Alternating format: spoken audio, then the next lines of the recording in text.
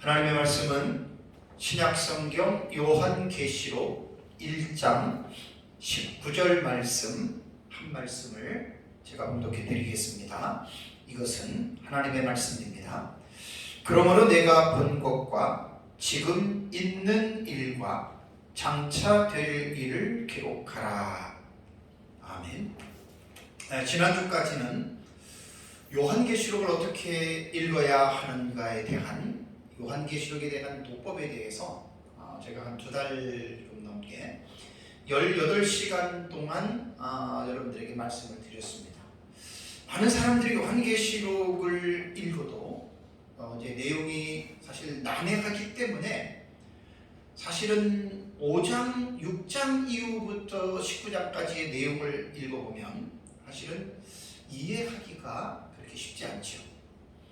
그래서 많은 사람들이 요한계시록을 읽다가 거의 다 자세하게 배우지 않으면 이제 사실은 포기하고 요한계시록을 다시 이제 읽지 않는 그런 것이 이제 오늘날의 현실입니다. 그래서 제가 요한계시록이 왜 어려운가에 대한 이 도법에 대해서 장장한 18시간에 대해서 이제 말씀을 드리면서 그 어려운 이유가 있습니다.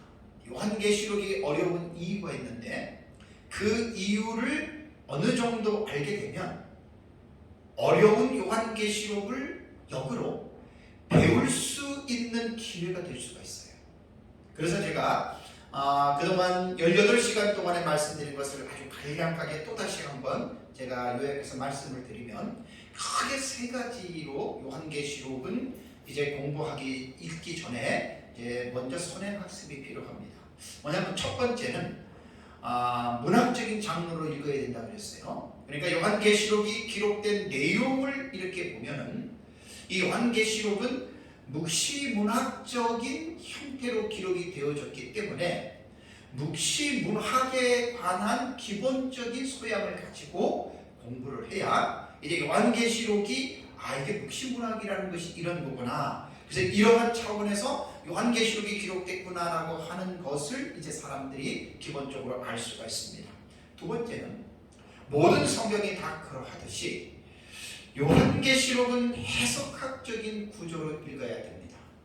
그래서 해석학적인 구조는 크게 3가지라 그랬죠. 첫 번째는 이제 이 단어 혹은 이 문장을 문자적으로 읽어야 하느냐 아니면 상징으로 읽어야 하느냐를 먼저 결정해야 돼요.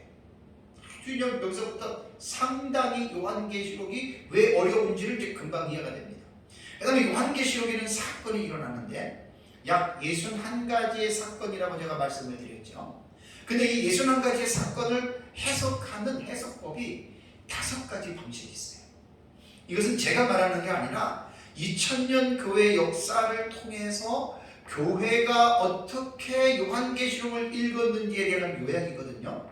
그러니까 요한계시록에 기록된 내용이 과거에 이미 성취가 됐다. 그 과거적 해석이라고 하는 말은 AD 70년 혹은 서로마 멸망인 주후 476년까지의 이제 요한계시록은 이제 4장부터 19장까지는 다 이루어진 사건으로 해석하는 게 과거주의 해석이고, 두 번째는 역사주의 해석법이 있습니다. 역사주의 해석법은 과거주의와 같은데 이 범위가 길이가 더 길어요. 언제까지냐면 예수 그리스도의 재림 때까지로 보는데 이 역사주의도 거진 90%가 이미 성취가 된 것으로 사실은 믿고 있죠. 그 다음에 이제 3번째는 이상주의라고, 이 이상주의는 요한계시록에 기록된 사건이 사건으로 보질 않아요. 왜냐하면 이상주의의 성경의 해석법은 문자적인 해석을 하지 않습니다. 문장도 단어도 다 상징으로 해석을 하고 사건 자체도 과거나 역사주의에서 미래주의에서 말하는 것처럼 언제 일어난다 이게 아니라 그 사건도 상징으로서의 사건으로 이제 해석을 하고 있습니다. 그래서 이제 이 이상주의는 이제 그 상징주의라고 그러죠. 그러니까 이 사건적으로 어떤 시점에 일어난다 이렇게 보지 않고 이제 뭐 예수님의 재림이나 그것은 이제 분명한 어떤 시점을 이야기를 하지만 나머지 요한계시록에 기록된 내용들은 상징으로 해석을 합니다. 다음에 네 번째가 미래주의 해석입니다. 미래주의 해석법은 말 그대로 과거주의나 역사주의처럼 이미 우리가 살고 있는 지금 이 시점에서 볼 때 과거에 일어난 사건이 아니고 예수님이 재림하시기 직전에 그 일어나는 미래에 일어나는 사실로 해석하는 것이 이것이 미래주의 해석입니다. 이게 네 번째고, 다섯 번째는 과거주의와 역사주의와 이상주의와 미래주의의 장점들을 다 규합을 해요. 다 종합을 해서 해석하는 방식입니다. 그러니까 요한계시록에 기록된 이 내용들, 이 사건을 볼 때에 이렇게 해석하는 방식이 다양하다 보니까 어떠한 입장에서 보느냐에 따라서 이 계시록에 기록된 내용이 천차만별일 수밖에 없는 거예요. 그 다음에 또 하나는 이제 그 사건만 보는 게 아니라 요한계시록을 특히 이제 4장 이후에부터의 내용의 그 사건들을 그 단락별 해석이라고 하거든요. 단락의 구조. 이것을 어떻게 해석을 하느냐. 그래서 이제 제가 점진적 해석법이라고 하는 것은 그냥 기록된 순서대로 요한계시록을 보는 거예요. 사건을. 이게 점진적인 해석법이고, 두 번째는 반복법인 해석법이라고 하는 것은 세 가지 시리즈가 있어요. 일곱인, 일곱나팔, 일곱대접이 있는데 이것이 다른 내용이 아니라 일곱인의 내용이 곧 일곱나팔로 전개가 되고 일곱나팔이 곧 일곱대접이다. 그러니까 이 단락의 해석법은 뭐냐면 반복적 해석법으로 봅니다. 그러니까 같은 내용을 세 번 반복했다라고 보는 해석법이 반복법 해석법이고, 다음에 이제 세 번째는 전진하는 반복법이라고 말씀을 드렸어요. 이것은 점진법하고 반복법을 이제 종합해서 보는 거예요. 그러니까 요한계시록은 순서대로 기록되는 전진법만 있는 게 아니고 또 반복법만 있는 것이 아닌 이 두 가지의 모델을 병합시킨 거예요. 그래서 이제 전진하는 방법법을 해석하는 방식이 있고, 세 번째는 어떠한 방법이냐면 이제 그 교차대꾸법이라고 그랬어요. 교차대꾸법은 이제 히브리 문학적인 양식에서 키아즘 구조라고 하는 방법이 있습니다. 그러니까 요한계시록을 전체를 그렇게 보는 방법이에요.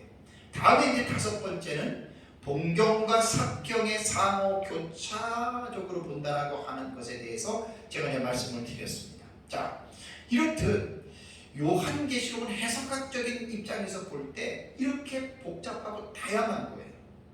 그러다 보니까 어떤 한 가지의 루트를 내가 설정을 하고 또 그렇게 체계적이고 종합적으로 이게 합리적으로 해석을 해야 되는데, 이것이 종합적으로 이것이 절충주의식으로 이게 합해지기 시작하면 걷잡을 수 없는 이 어떤 숫자가 늘어나게 됩니다.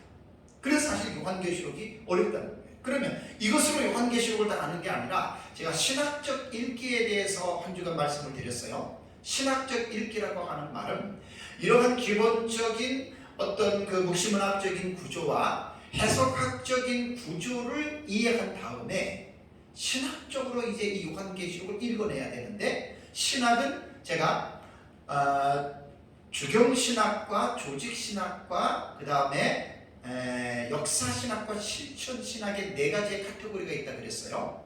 이 네 가지의 카테고리를 통해서 요한계시록을 읽어야 합니다. 사실은 제가 전에 요한계시록을 연구할 때 이러한 것은 사실 상상도 못했어요. 그런데 사실 요한계시록을 올바르게 읽기 위해서는 이러한 주경신학적으로 요한계시록에 기록된 단어와 그 다음에 문장에 대한 의미들을 원어라든가 그 다음에 역사적인 부분이라든가 어떤 또 배경이라든가 어떤 이런 모든 지식을 동원해서 주경신학적으로 읽어야 되고, 또 하나는 요한계시록에 기록된 이 내용 가운데에 어려운 어떤 그런 주제들이 있거든요. 그런 것들은 반드시 조직신학적인 입장에서 조명을 받아야 됩니다. 그리고 요한계시록이 2000년 동안에 어떻게 이 요한계시록을 교회가 읽어왔느냐에 대한 역사 신학적인 입장을 우리가 이것을 통해서 읽어낼 수 있어야 돼요.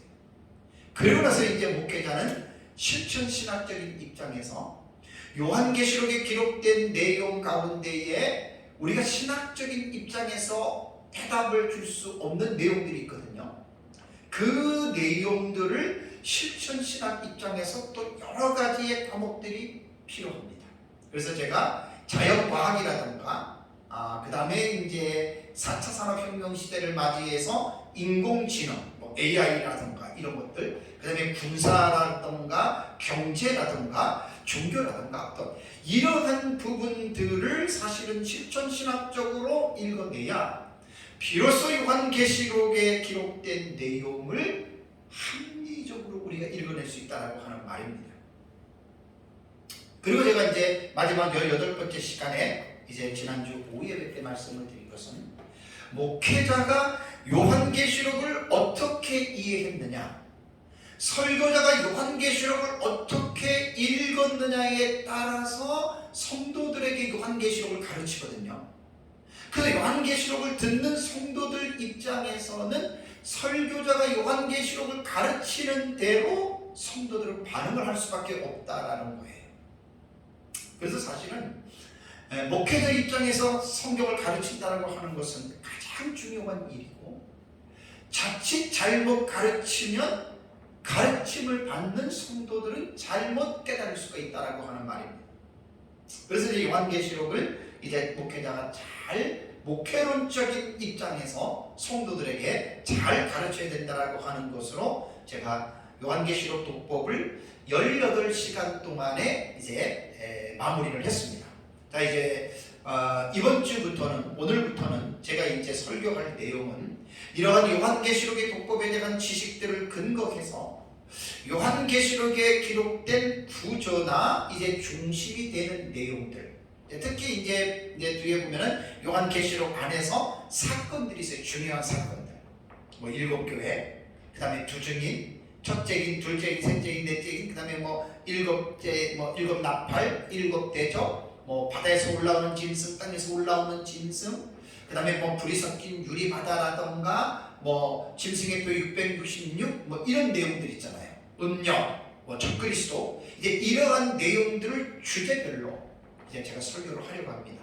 그러면 지금도 하는 이번 주부터 하는 설교도 제가 지금 한눈에 보는 요한계시록 도표라고 하는 책에 들어갈 내용입니다. 그러니까 하나님이 기도하는 가운데에 어쨌든 제가 정말로 특별하게 연구를 하기 때문에 이제 또 쓰는 책이 단순한 어떤 책상에서 나오는 어떤 그러한 공상적인 내용이 아니라 제가 설교나 또 에스라 목회자들 대상으로 강의하는 그 내용들이 필드에서 실제적으로 설교하고 강의했던 내용들이 사실은 제 책으로 나오는 거거든요. 그래서 이제 이번 주부터 하는 내용들이 이제 제가 쓰고 있는 그 책에 이제 다 들어가는 그런 내용들입니다. 그래서 이제 이번 시간에는 뭘 제가 말씀을 드리려고 하냐면 요한계시록에 대한 구조에 대해서 이제 말씀을 드리려고 합니다. 물론 제가 이제 요한계시록 독법에서 해석학적인 구조 쭉 말씀을 드렸지만 이것은 또 그것하고는 달라요. 그러니까 요한계시록을 우리가 1장부터 22장까지의 이 내용을 보면서 그렇다면 요한계시록은 구조적으로 어떻게 이 요한계시록은 형성이 되었을까라고 하는 말이거든요. 그런데 요한계시록의 구조는 요한계시록 자체 안에 이미 규명을 하고 있습니다. 설명을 하고 있습니다. 그것이 제가 조금 전에 읽어드린 요한계시록 1장 19절의 내용입니다. 그래서 요한계시록 1장 19절은 다시 말씀을 드리면 그러므로 내가 본 것과 지금 있는 일과 장차 될 일을 기록하라라고 하는 이 요한계시록 1장 19절의 말씀이 바로 요한계시록 안에서의 구조 자체를 지금 설명해 주고 있다라고 하는 말이거든요. 그래서 이제 많은 그 주경학자들의 내용을 보면은 이게 사실 간단한 것 같지만 난문이에요. 어려운 문장이라 그래요.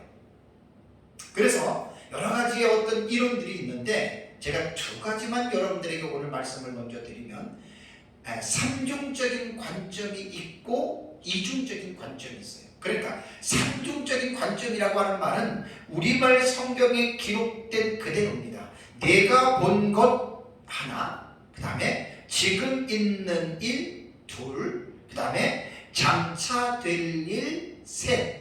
이것이 바로 삼중적인 관점이거든요.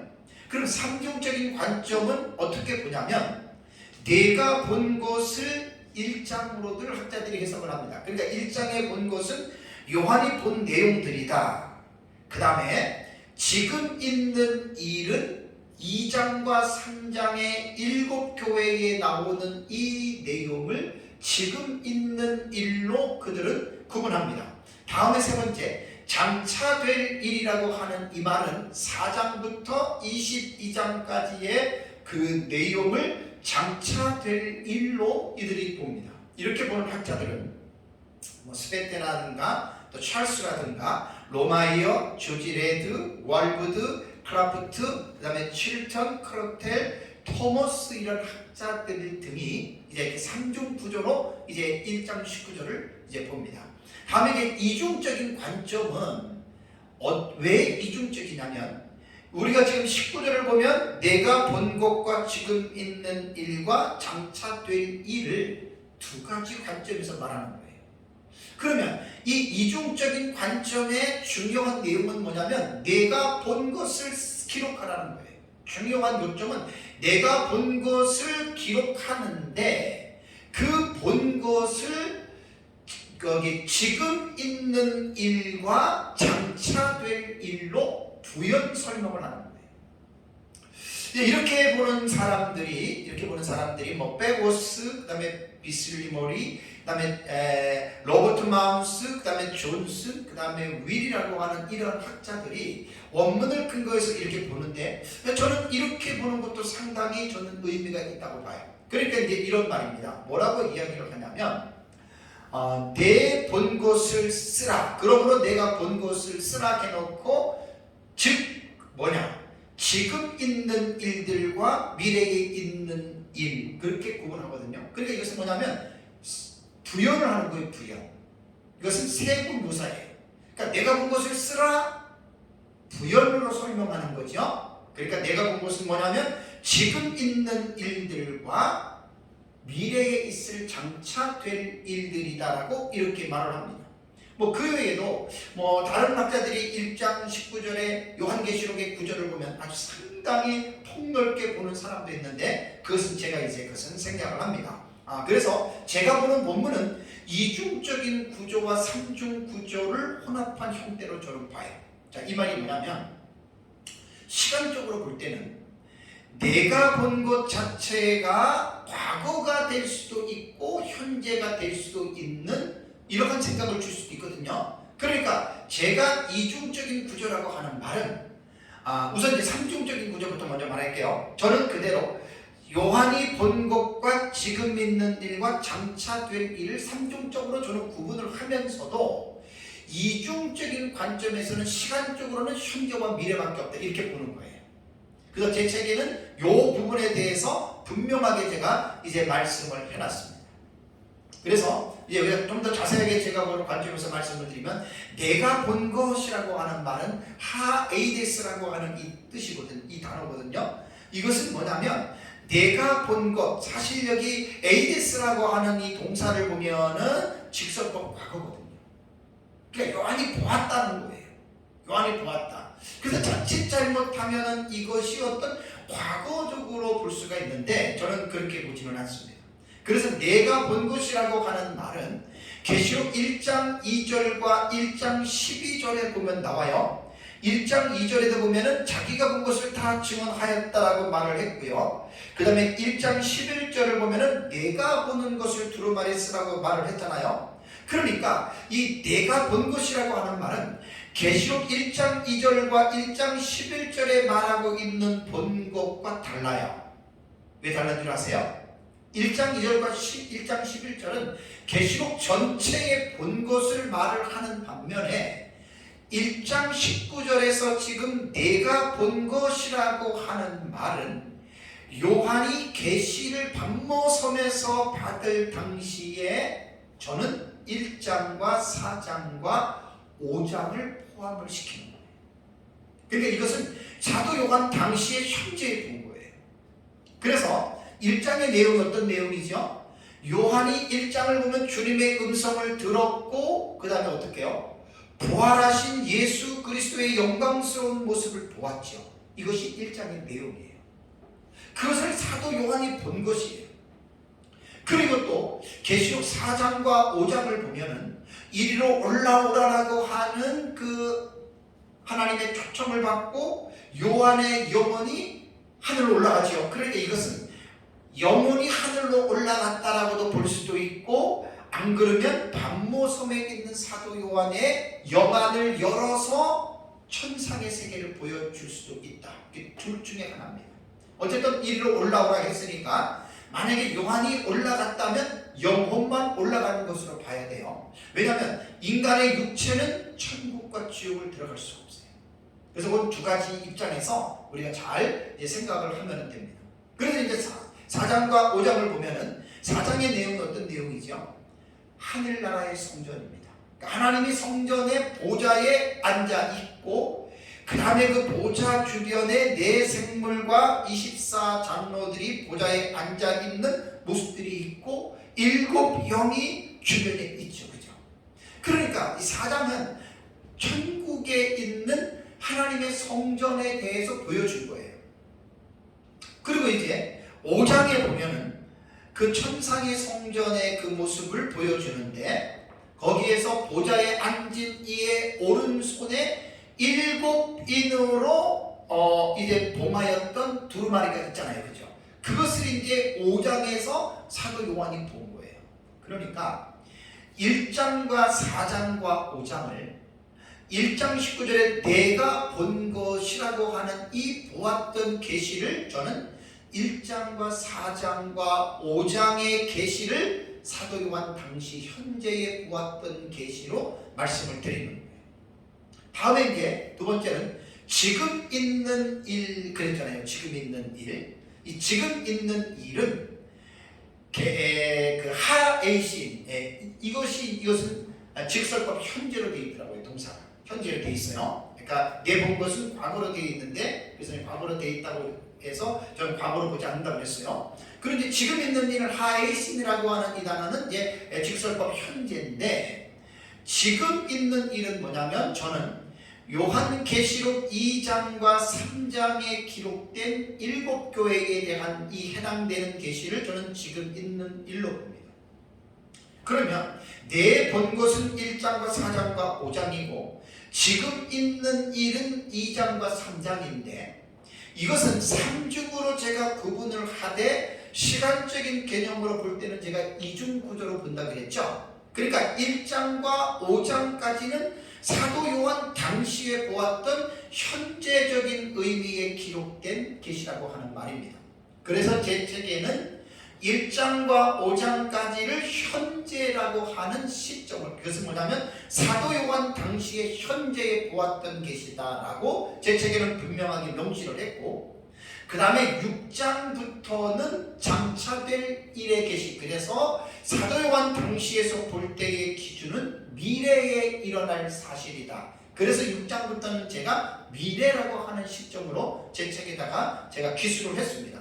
그래서 이 장차될 일이라고 하는 말은 하멜레이 게네사이 메타 아우타 이렇게 되어 있거든요. 그러니까 이 말은 뭐냐면 이제 후에 일어날 일들이다. 메타라고 하는 말이 후라고 하는 말이거든요. 그러니까 이 어떤 시점에서 후냐. 그러니까 이제 이것은 시점을 정하기는 뭐하지만 사도 요한이 보고 있는 그 사도 요한 이후에, 그러니까 지금 있는 현재의 시점과는 다른 그 이후에 일어날 일이니까 그 이유는 5년이 될 수도 있고 10년이 될 수도 있고 100년이 될 수도 있고 1000년이 될 수도 있어요. 그래서 우리는 장차될 일에 대한 이 계시를 지금 사도 요한이 요한계시록을 기록한 이후에 약 2000년이 지났어요. 2000년이 지났는데도 우리는 이 사건이 이루어진 계시로 우리는 보지 않잖아요. 그러니까 요한이 봤을 때의 이 장차될 일들은 저는 6장부터 봅니다.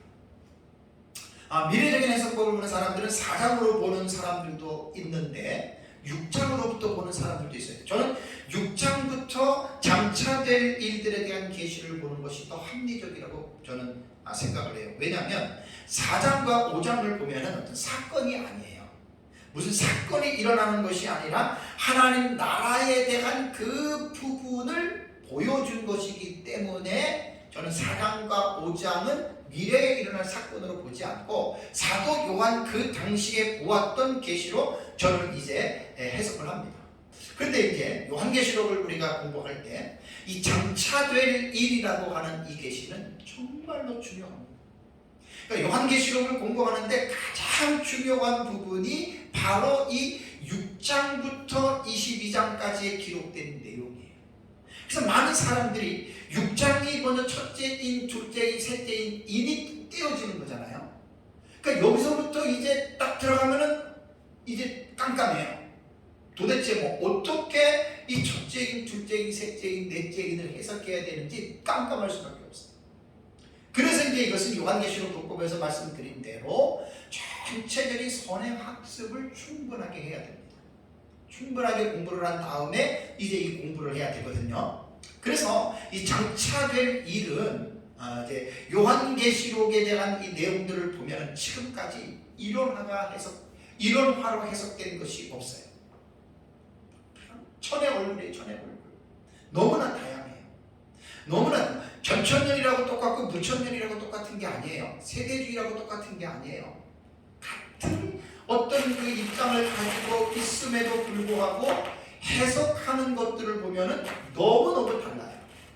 너무너무 다르기 때문에 이러한 부분에 있어서는 요한계시록이 어려울 수밖에 없다라고 하는 말입니다. 그래서 장차될 일은 이제 요한계시록의 사건을 해석하는 그 입장에서 볼 때에는 미래적 해석법에서는 예수님 재림 직전에 일어날 그러한 사건으로 이것을 해석을 하거든요. 이것을 해석하는데 이것은 초대교회 교부들이 이제 대체적으로 이제 미래적 해석법을 시도를 했습니다. 그리고 오늘에 이르기까지 이 미래적 해석법은 이제 많이 해석이 되어지고 있는데 중요한 것은 뭐냐면 이 미래적 해석법은 정통 교회만 이 해석법을 쓰는 것이 아니라 지난번에도 말씀드린 대로 시한부 종말론자들 혹은 사이비 이단들도 거의 다가 요한계시록은 미래적인 해석법을 사용합니다. 그런데 이 미래적인 해석법은 시한부 종말론자들과 사이비 이단들 때문에 엄청나게 색이 바란 해석입니다. 아니, 색이 바랬어요. 그리고 상당히 이 미래적 해석법은 많은 사람들에게 부정적인 인식을 심어주었던 해석법이기 때문에 이 미래적 해석법은 제대로 배우지 않으면 상당히 위험할 수밖에 없는 해석입니다. 그러나 구더기가 무섭다고 장을 안 담글 수는 없잖아요. 이 미래적 해석법은 이제 인류 종말의 시대를 살아가고 있는 교회를 향한 어떤 시대적인 요구와 사명이라고 하는 것을 절대로 잊어서는 안 됩니다. 그래서 이 장차될 일들의 계시를 해석하는 미래주의 입장에서는 범위가 너무 넓고 매우 다양한 해석이 존재하기 때문에 이제 같은 맥락에 있는 그 사람들 가운데에는 이단과 사이비가 아닌 이상에는 이 미래적 해석법은 너무나 다양해서 나와 다르다고 무조건 배척하는 것은 옳은 자세가 아닙니다. 꼭 기억을 해야 됩니다. 그래서 자기가 믿고 있는 사상만 가지고 있지 말고 자기가 가지고 있는 사상은 그 마음속에 담고 있으되 자기 같은 미래주의 입장에서 자기와 다른 사람들의 사상도 겸허하게 배울 수 있는 자세가 상당히 중요하다라고 하는 말이에요. 그래서 자기와 다름에 대해서 비판을 하지 말라는 말은 아닙니다. 건전한 비판은 필요합니다. 그러나 비판을 할 때에는 성경적인 입장과 신학적인 입장과 근거를 정확하게 제시를 해야 됩니다. 그래서 성경과 신학적인 어떤 입장이 전제되지 아니한 가운데에 나와 다르다고 해서 상대방을 인격적으로 무시하는 이런 입장에서의 비판은 절대로 해서는 안 된다라고 하는 사실을 여러분 꼭 기억을 해야 됩니다. 자, 장차될 일들에 대한 이 미래적 해석법의 신학적 기초가 우리는 어디에 있다 그랬어요? 구약 성경 다니엘서 9장에 나오는 70일의 계시의 신학적인 우리는 기초를 둔다라고 했습니다. 왜냐하면 성경을 해석할 때는 그냥 막무가내로 마구잡이로 해석하는 게 아니에요. 분명한 신학적인 준거의 틀이 있어야 돼요. 기준이 있어야 되고 체계가 있어야 돼요. 그래서 그러한 신학적 입장이 없이 무조건 성경을 해석하기 시작하면 마치 집을 지을 때 덮부집을 세워놓지 않고 콘크리트만 쏟아붓는 것과 똑같습니다. 그래서 성경을 해석할 때에는 분명한 신학적인 입장을 무시하고 무조건 성경을 해석하기 시작하면 그 성경의 해석법은 상당히 위험한 해석법에 치우칠 수밖에 없습니다. 그래서 저는 요한계시록을 해석할 때 우리 역사적 전천년 입장에서 신학적 기초가 뭐냐, 그러니까 요한계시록은 요한계시록만 가지고 해석할 수 있는 책이 아니라 그랬죠. 구약 성경과 연결되어 있습니다. 그래서 요한계시록을 우리가 이제 해석을 하고 요한계시록을 공부할 때에는 반드시 신학적 기초가 어디에 근거해서 이 요한계시록을 해석해야 되느냐, 그것이 바로 다니엘서 9장 24절과 27절에 기록된 70일의 계시의 신학적인 근거를 두고 있다라고 하는 사실을 여러분 꼭 기억을 해야 됩니다. 그래서 기독교 종말론 신학에 있어서 정말 이 다니엘서는요 너무너무 중요합니다.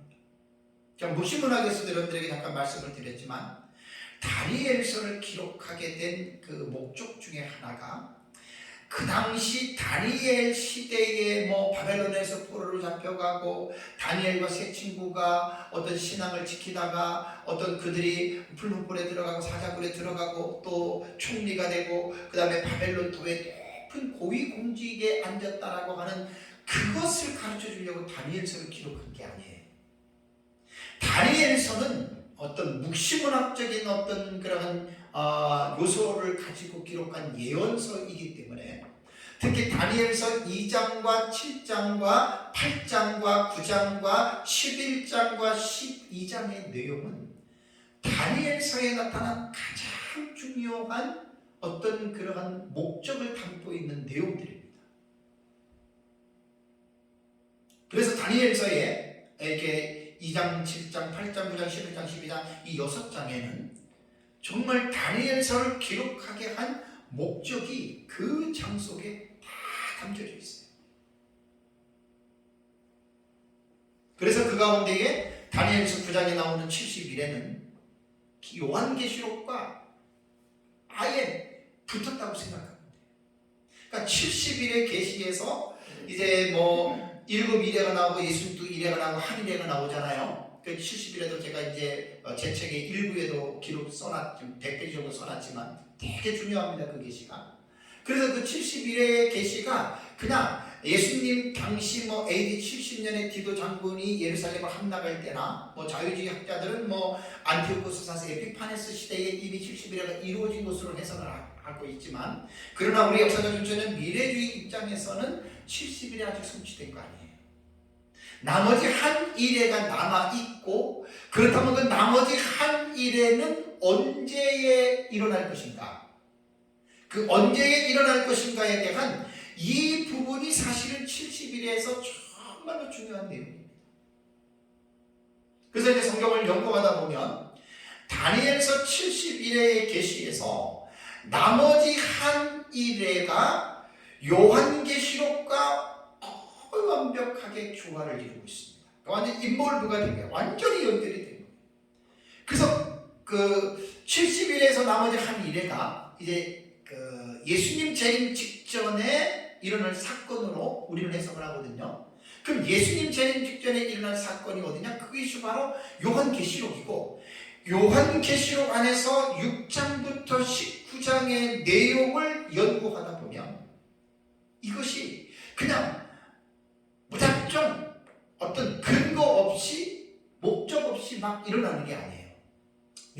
6장부터 19장까지를 깊이 있게 연구하다 보면 너무나 기가 막히게 한 일회의 기간인 7년 동안에 그 사건들이 기가 막히게 연대기적으로 그 사건들을 이렇게 정리하다 보면 너무너무 기가 막히게 그 사건들이 이제 요한계시록 6장에서 19장까지 내용에 이렇게 나옵니다. 그래서 요한계시록의 6장부터 19장까지는 제가 이제 뭐 늘 설교도 하고 책에도 다 있지만 여기에 보면은 이제 요한계시록 6장부터 19장까지 기록한 사실을 보면은요, 요한이 보았던 계시가 52번이고 들었던 계시가 43회입니다. 그러니까 이것은 6장부터 19장까지 내용이에요. 그리고 이 사건은 약 44가지 사건이 일어난다고 말씀을 드렸습니다. 이것은 제가 보는 견해임을 이제 밝힙니다. 그래서 이제 요한계시록 6장부터 19장까지를 어떻게 이해하느냐에 따라서 요한계시록이 무엇을 말하고 있는지에 대해서 여러분 사람이 그때 이해를 하는 거예요. 그러니까 우리는 요한계시록을 공부할 때 기본적인 선행학습을 하지 않고 대부분 공부들을 하잖아요. 아까 처음에 서두에 말씀드린 대로 문학적인 장르에서 묵시문학적인 입장에서 먼저 공부를 하면 구약성경의 다니엘서가 자연적으로 이게 드러나게 되어 있습니다. 그래서 다니엘서와 연결을 해서 이제 요한계시록을 이렇게 연결할 수 있는 고리가 이제 열리게 되고요. 그 다음에 이제 해석학적인 입장에서 요한계시록을 쫙 이제 이 본문들을 이제 볼 수 있는 이제 그러한 것들이 필요하거든요. 그래서 이런 기본적인 어떤 선행학습을 하지 않고 요한계시록을 곧바로 들어가서 배우기 시작하면 이거는 치기가 없어요. 자기 멋대로 그냥 말하는 거예요. 그렇다면 이제 다니엘서 9장에 70일의 중에서 한 일회가 남았어요. 한 일회는 7년으로 우리가 해석을 합니다. 그럴 때 한 일회를 요한계시록과 연계해서 해석하는 문제가 너무나 이것은 저는 하나님의 100% 섭리라고 봅니다. 너무나 기가 막힌데 또 한편으로는 안타까움이 제한이 있는 거예요. 그것이 뭐냐면 한 일에 대한 해석법에 대해서 많은 사람들이 지금도 잘못 알고 있는 경우가 있어요. 그건 제가 요한계시록 독법에서 수차례 말씀을 드렸습니다. 이 시간에 또 이것을 말씀을 제가 드려야 돼요. 그것이 뭐냐면 성경을 알고 종말론을 어느 정도 아는 사람들은 뭐라고 이야기를 하냐면 한 일회를 요한계시록과 연계시켜서 해석하는 방법을 많은 사람들이 세대주의자들의 해석법이라고 단정을 짓는 경우들이 있어요. 제가 역사를 전천년 입장에서 저는 한 일회의 이 기절을 가지고 요한계시록을 해석을 하기 때문에 이런 말을 들으면 상당히 제 마음이 불편해요. 왜냐하면 역사적 전천년과 세대주의는 같지 않아요. 물론 세대주의가 역사적 전천년에서 분화가 됐어요. 19세기에. 그렇다고 세대주의가 역사적 전천년의 종말의 신학을 그대로 물려받은 것도 아니고 또 세대주의 종말론이 역사적 전천년이 가지고 있는 신학을 물려받은 것도 아니에요. 많이 달라요. 그래서 세대주의는 많은 위험성을 가지고 있는 신학적인 입장이거든요. 근데 그것을 역사적 전천년인 우리가 한일회를 요한계시록과 연계해서 하는 해석을 세대주의로 말하는 그 사람들에 대해서 제 마음이 무거운 것은 뭐냐면 역사를 한번 살펴보자. 그러면 세대주의 한일의 해석법을 요한계시록 해석하는 것이 세대주의라면 그러면 그 이전에는 한일에 대한 해석을 요한계시록과 연결시켜서 해석한 그러한 해석법이 없었느냐? 없었다 그러면 제가 할 말이 없어요. 세대주의가 출현하기 이전에 한일에 대한 해석법이 없었다 그러면 제가 할 말이 없다니까요. 그런데 역사신학 입장에서 종말론의 역사를 이렇게 보면은 제가 몇 번 말씀을 드렸잖아요. 한일의 해석법의 초대 교부들이 해석했던 신학적 방법이었습니다. 그게 누구냐고요? 잘 알잖아요. 이레네우스와 히폴리투스예요. 이레네우스는 아주 유명한 교부입니다. 유명한 교부예요. 훌륭한 교부예요. 이레네우스의 스승이 폴리갑입니다. 폴리갑의 스승이 요한계시록을 기록한 사도 요한입니다. 그러니까 이레네우스의 또 직제자가 누구냐면 히폴리투스거든요. 이레네우스와 히폴리투스의 그 당시에 그 2세기에 기록된 글들을 보면 이미 이레네우스와 히폴리투스의 글에는 다니엘서에 나타난 9장에 나타난 70일의 가운데 한 일회를 요한계시록에 나타나는 사건과 인벌브를 시켜서 해석을 했던 최초의 신학자들이에요. 이 자료가 있어요. 제가 정서국 박사 논문에서 가지고 왔고 미국의 인터넷 사이트에서 한일의 최초 해석법자가 누구냐 영어로 치면 이레네우스와 히폴리투스라고 인터넷에 뜨게 되어 있습니다. 이것은 제가 다른 분한테 이 문제를 의뢰를 해서 그분이 영어 사이트에서 쳐보니까 이 목사님 이 내용이 나오네요 해서 받은 게 그게 이제 정성국 박사 책에도 있는 내용이에요. 우리가 어떤 성경을 해석하면서 신학적인 입장에서 상대방을 비판할 때는 피차에 조심해야 될 게 그냥 내가 내 생각으로 혹은 누가 카더라 해서 그런 말을 가지고 비판하는 건 잘못된 거예요. 제가 지난번에 김연남 교수님하고 신원균 교수님이 장로교 회중파와 그 다음에 청교도들 중에서 장로교파와 회중파에 대한 이 부분들을 논쟁할 때 제가 세미나를 갔다 왔잖아요. 제가 들었습니다. 그때 김연남 교수님이 토론 가운데 뭘 강조했냐면 프라이머리 소스를 되게 강조했어요. 그러니까 원글이에요. 원글. 그러니까 원초적으로 그 내용을 누가 그랬다더라 누가 그래서 말을 하는 것이 아니라 그 자기가 지금 비판하고 자기가 인용하고 있는 내용의 그 글이 원래의 글이 있느냐 그걸 말하는 거거든요. 그게 프라이머리 소스예요. 한일회를 7년으로 연계 해석하는 이 해석법을 무천년 신학자들과 전천년 신학자들도 많은 사람들이 지금 세대주의 해석법이라고 이렇게 사실 그들이 단죄를 하고 공격을 합니다. 제가 왜 마음이 무겁냐면 바로 그런 거예요.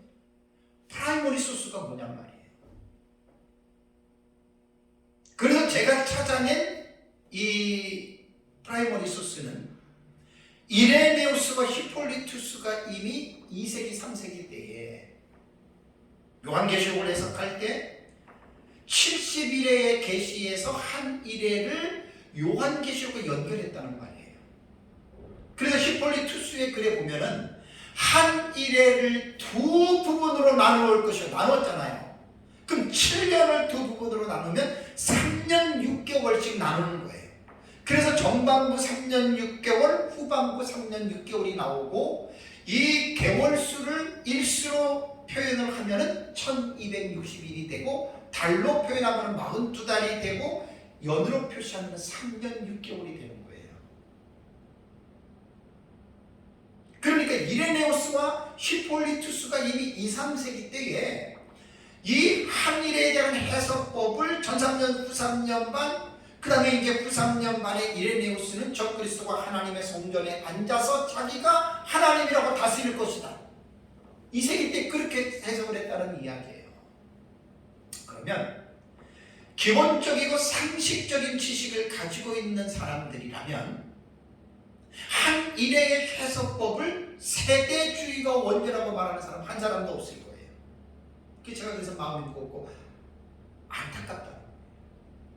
일반 목회자들이 그런 말을 한다면 제가 말을 안 합니다. 저도 목사 입장에서 학자적인 깊은 소양이 부족하기 때문에 말을 안 하는데 신학자들이 그런 말을 하면 내가 막 화가 나요. 저 사람은 학자인데.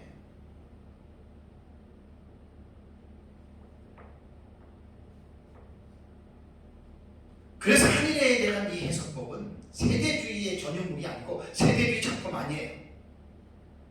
초대교회의 역사적 전천년설을 따랐던 그 교부들, 제가 지금 7명의 교부들 이름을 제가 써놨잖아요.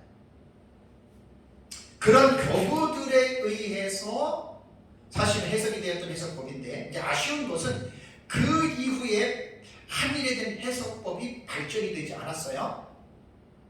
공식적으로 발전이 안 되고 5세기의 어거스틴 때의 무천년설이 등장하면서 발전이 안 되고 개인적으로 이제 이 한일에 대한 해석법들이 내려오다가 19세기에 존 넬슨 다비가 세대주의의 이 신학을 체계화시키고 세대주의의 종말론을 이제 만드는 과정에서 한일의 해석법을 가져온 거예요.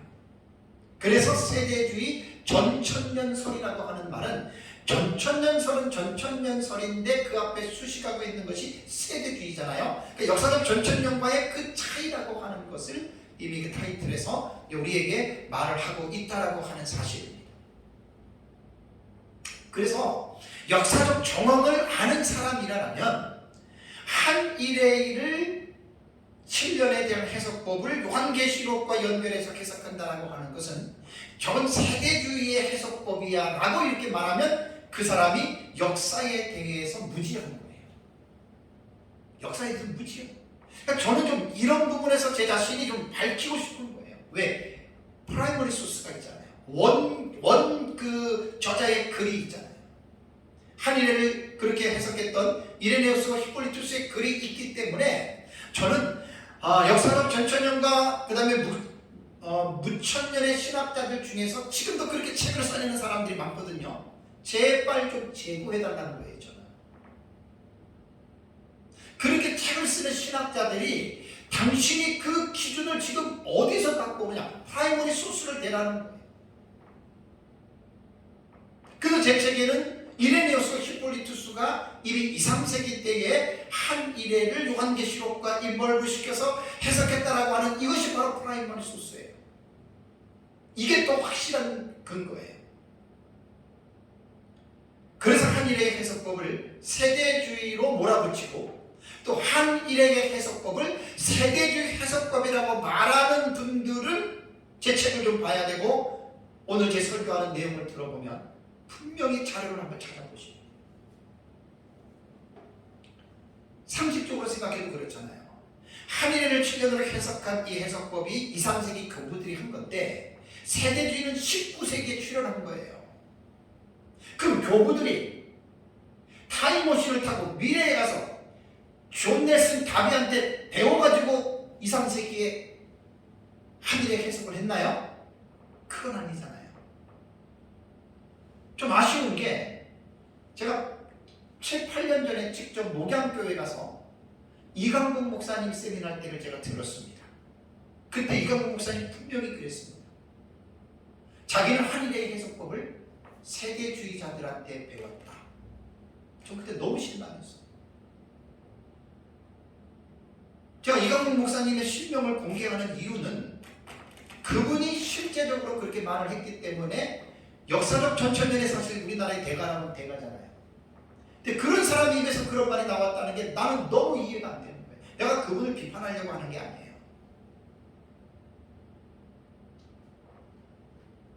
한일의 해석법은 세대주의자들이 초대 교부한테 배운 거예요. 근데 그 틀을 갖고 온 거예요. 틀을. 한일의 틀은 가지고 왔지만 신학적인 해석, 성경의 해석은 상당히 위험한 넬슨 다비가 개혁신학의 입장에 서 있는 게 아니고 개혁신학 입장과는 좀 거리가 먼 신학적 입장을 가지고 있었기 때문에 세대주의 신학에 문제가 있었다라는 그러한 말입니다. 그래서 저는 한일회를 70일에서 한일회를 요한계시록과 연계해서 하는 해석법은 바로 초대 교부들이 역사적 전천년 입장에서 요한계시록을 해석했던 방식이라고 하는 것을 제가 분명하게 말씀을 드리고요. 세대주의자들로 인해서 한일의 해석법에 대한 부정적인 인식들이 전 속히 좀 사라졌으면 좋겠습니다. 그래서 제가 쓴 책에는 이러한 부분에 대해서 상당히 제가 좀 의도적으로 2번 이상을 제가 제 책에다가 집어넣습니다. 한일의 해석법은 세대주의 해석법이 아니고 이것은 바로 초대교회 역사적 전천년 신학자들이 해석했던 그런 법이다라고 하는 이제 이 부분에 대해서 제가 이제 말씀을 했습니다. 그래서 어쨌든 오늘 첫째 시간에는 이제 요한계시록에 대한 이 구조에 대해서, 구조는 되게 중요해요. 스트럭처는 되게 중요해요. 그냥 성경을 공부할 때 무조건 읽어가면 안 돼요. 어떤 성경이든지 간에 이 책에 대한 개론과 개론 속에는 구조가 나오거든요. 샅샅이 요한계시록을 해부해줘요. 그래서 이제 요한계시록에 대한 구조는 사람이 어떤 그 연구를 해서 구조를 세울 수도 있지만 요한계시록 안에 구조가 이미 기술되어져 있어요. 그것이 바로 1장 19절이에요. 이 계시를 주는 예수님께서 직접 이 요한계시록에 대한 구조를 말씀한 거예요. 그러므로 내가 본 것과 지금 있는 일과 장차 될 일을 기록하라. 이건 예수님이 사도 요한에게 주신 이 요한계시록의 작은 두루마리의 계시가 이러한 구조로 되어 있다라고 이렇게 말한 거란 말이에요. 그래서 제가 이제 설교 초반에 이중 구조가 있고 삼중 구조로 보는 게 있다 그랬어요. 그래서 시간적으로는 이것은 이중 구조로 봐야 돼요. 이중 구조. 현재와, 그러니까 사도 요한 당시의 현재와 미래라고 하는 이 시간적으로는 현재와 미래의 관점으로 봐야 되고, 그 다음에 계시를 기술하는 과정 속에서는 삼중적인 그 구조로 봐야 됩니다.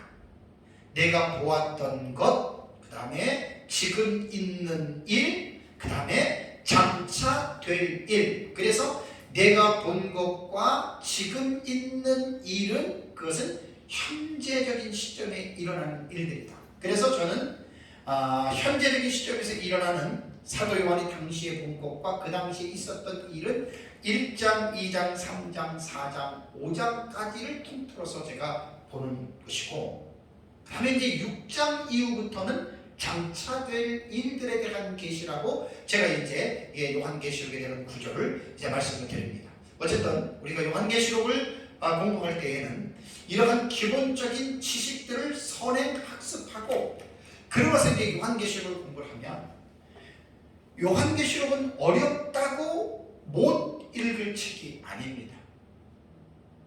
분명하게 요한계시록은 이렇게 체계적으로 공부를 하면, 좀 시간이 걸려도 공부를 하게 되면 분명하게 요한계시록은 우리가 쉽게 이해할 수 있는 책이라고 하는 이 사실을 잘 기억을 해야 됩니다. 그래서 이번 오전에는 이제 요한계시록 구조 1장 19절에 대해서 여러분들에게 이제 말씀을 드리고요. 앞으로 계속해서 이제 요한계시록에 대한 이제 주제별 설교를 할 겁니다. 그것도 연대기적으로 지금 할 생각을 하고 있는데, 그것이 이제 지금 제가 쓰고 있는 책에 대한 내용이니까 우리가 요한계시록을 잘 읽었기에 따라서 요한계시록 안에도 우리 한번 20장을 가볼까요? 요한계시록 20장, 22장. 요한계시록 22장을 보면은 10절에 나오잖아요. 또 내게 말하되 이 두루마리의 예언의 말씀을 임봉하지 말라. 왜요? 때가 가까우니라 라고 이렇게 말씀을 했습니다. 그러니까 사도 요한에게 주어진 이 두루마리 예언의 말씀, 요한계시록은요, 임봉을 시키면 안 돼요. 그러니까 이건 닫힌 책이 아니고 열려져 있는 책이에요. 마지막 때의 교회가 우리가 하나님의 성령의 감동으로 기록된 이 특별 계신 하나님의 말씀을 우리는 받은 자들이에요. 이 말씀을 임봉시키면 안 돼요. 닫아두면 안 돼요. 가둬두면 안 돼요. 이 말씀을 우리는 전해야 돼요.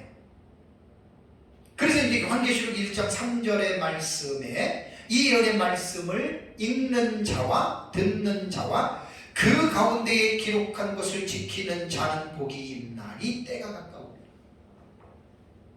그래서 요한계시록의 이 예언의 말씀은 읽어야 돼요. 그리고 들어야 돼요. 지켜야 돼요. 그래서 1장 3절에 읽는다라고 하는 말은 원어에 보면 단수예요. 듣는 것은 복수고 지키는 것이 복수로 되어 있기 때문에 초대교회 때에는 이제 설교자가 예배 때에 요한계시록의 말씀을 설교하고 읽어주면 성도들은 이 말씀을 들어요. 그리고 설교자나 성도들은 이 요한계시록의 말씀을 지키는 자가 복이 있다라고 말씀을 했거든요. 그러니까 이제 이 요한계시록은 절대로 인봉이 되어줘서는 안 될 말씀입니다. 신약시대 교회가 무엇을 우리가 기대합니까? 우리가 무엇을 소망합니까? 구약시대의 4,000년 동안에 구약의 성도들은 오실 메시아, 곧 초림의 메시아를 학수고대하면서 기다렸어요. 그러다가 때가 참에 초림의 메시아가 여인의 후손으로 유대 땅 베들레헴에 태어났어요. 그것이 구약시대의 성도들이 기대했던 그 소망이 성취가 초림의 메시아로 성취가 되었듯이 신약시대는 우리가 기대해야 될, 고대해야 될 우리의 소망은 재림하실 예수 그리스도입니다. 그래서 사실 요한계시록이 기록 목적은 재림하실 예수 그리스도에 대한 계시를 기록해 놓은 거예요. 그리고 재림 직전에 일어날 사건들에 대해서 하나님은 예수 그리스도를 통해서 사도 요한에게 이 사실들을 기록한 것이 요한계시록입니다. 그래서 22장 10절에는 이 두루마리의 예언의 말씀을 임봉하지 말라. 제발 닫아두지 말라. 이 말은 교회에게 이 말을 적용한다면 목회자들이 요한계시록의 말씀을 모른다고 덮어두지 말라는 거예요. 이 계시록의 말씀을 잘 연구하라는 거예요. 잘 배우라는 거예요.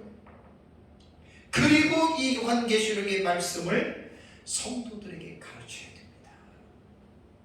왜? 예수님의 재림은 언제인지 모르기 때문에 예수님의 재림을 항상 성도들은 기대하고 있어요. 기억하고 있어야 되고 오늘일지 내일일지 언제 올지 모르기 때문에 예수님은 십자가에 죽으시기 전에도 제자들에게 내가 도둑같이 올 것이다. 그래서 너희는 스스로 조심하여 깨어있어 내가 올 것을 너희들은 기대하고 준비하라고 이렇게 말씀을 하십니다. 자, 예수님은 영으로 오는 게 아니에요. 부활하신 그 몸으로 가시적으로 모든 사람들이 보는 가운데 그분이 오십니다. 그럼 우리가 지금 예수님이 재림한다고 한번 생각해 보십시오. 예수님 재림하기 전에 죄 짓고 방탕하게 살다가 그때 예수님이 딱 왔다. 어떻겠어요, 마음이? 항상 예수님의 재림을 기다리면서 늘 깨어서 죄와 싸워서 이기고 거룩한 삶을 살았던 사람들이라면 예수님이 지금 왔다 그러면 얼마나 기쁘겠어요. 나는 예수님의 재림을 학수고대하면서 나는 이 세상의 죄와 피 흘리기까지 싸웠습니다. 그러면 그 사람은 예수님의 재림이 얼마나 기쁘고 즐겁겠어요. 근데 예수님의 재림을 기대하지 않고 생각하지 않고 자기 마음대로 멋대로 죄 가운데 뒹굴리고 이 세상에서 그런 세속화의 물결 속에 빠져서 살았던 사람들이 예수님이 지금 딱 오신다면 얼마나 그들의 마음이 부끄럽겠어요. 그러니까 신약의 교회는 재림하실 메시아이신 예수 그리스도에 대한 그 기대를 계속해서 성도들에게 강조해야 됩니다. 저도 그렇고 여러분들 그렇고 예수 그리스도의 재림은 단순히 예수님의 재림하시고 끝나는 것이 아니라 이 세상은 하나님의 부심판을 받습니다. 또 예수를 믿었던 자들에게는 구원의 길로 하나님이 우리를 이끌어 가신다라고 하는 사실. 그래서 이 사실을 잘 우리가 기억을 하고 예수님의 재림을 학수고대하고 예수님 재림할 때 부끄러움이 없는 삶을 살아가다가 주님을 만나는 은혜가 있기를 간절히 주님의 이름으로 축복합니다. 다 같이 함께 기도하겠습니다.